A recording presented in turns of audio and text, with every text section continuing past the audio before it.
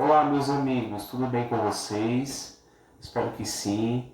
Estou passando aqui para comentar um pouquinho com vocês sobre este livro muito especial, Brasil, uma biografia, escrito por duas autoras, uma que eu já conhecia e a outra que eu ainda não tinha conhecimento, a Lilia Moritz Schwartz, que é autora, por exemplo, de livros como As Barbas do Imperador, Espetáculo das Raças, sobre o autoritarismo brasileiro e por aí vai. Este último que eu citei, sobre o autoritarismo brasileiro, inclusive é tido como uma continuação, uma reflexão mais aprofundada sobre as relações sociais, políticas, autoritárias que nós construímos ao longo da nossa história aqui no nosso país, né?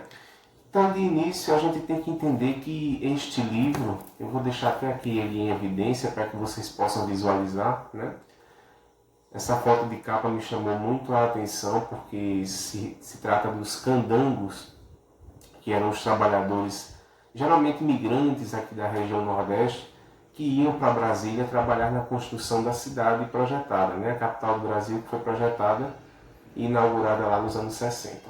Portanto, esse livro ele vai trazer um pouco, pessoal, dessa visão do Brasil como um personagem complexo, contraditório e em permanente processo de construção, né? Então, o Brasil ele não está acabado em termos de história, ele está passando paulatinamente também por mudanças na sua estrutura interna, nas suas dinâmicas, né? Então, esse livro ele vai trabalhar sobre a perspectiva da biografia, que é, dentro da historiografia, um ramo, um caminho teórico muito válido, onde você tem personagens sendo esquadrinhados, geralmente pessoas, né? Mas também personagens complexos, como um país, certo? Então a autora ela começa esse livro, as autoras, é sempre bom ressaltar que são duas autoras, ela começa esse livro falando de todo aquele imaginário que os europeus tinham do Brasil, como o nosso país se apresentava aos povos indígenas que aqui habitavam naquela época, no século XVI, se apresentavam para o europeu, aquela relação de repulsa e de atração, né? Então você tinha constantemente essa visão dualista, né? Ou o paraíso ou o inferno, certo? Então aí você vai ter uma discussão muito bacana na primeira parte. Logo depois a gente vai ter então a discussão do açúcar, né? E como isso, esse sistema do açúcar que colocava o Brasil nas rotas do comércio mundial, consolidou a escravidão aqui. Então as relações sociais se baseavam aí no autoritarismo e na escravidão. Então a questão da pele passou a ser primordial para um status social maior, no caso superior ou inferior. Interessante também notarmos revoltas populares que começavam a se costurar ali no nosso Brasil colônia, né? Notadamente nas regiões das Minas.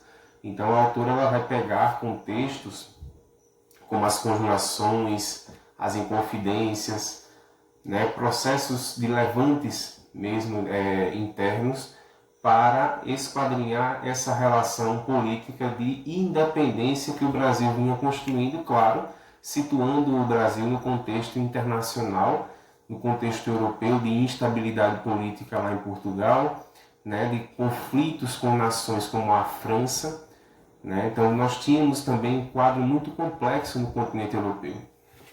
E aí quando a gente vai analisando, né, gente, o processo de construção da nossa independência no Império, depois na República, a gente vai começando a entender que o nosso país sempre teve marcas indeléveis, ou seja, que não podem ser apagadas, que são coisas particulares nossas, como por exemplo a desigualdade.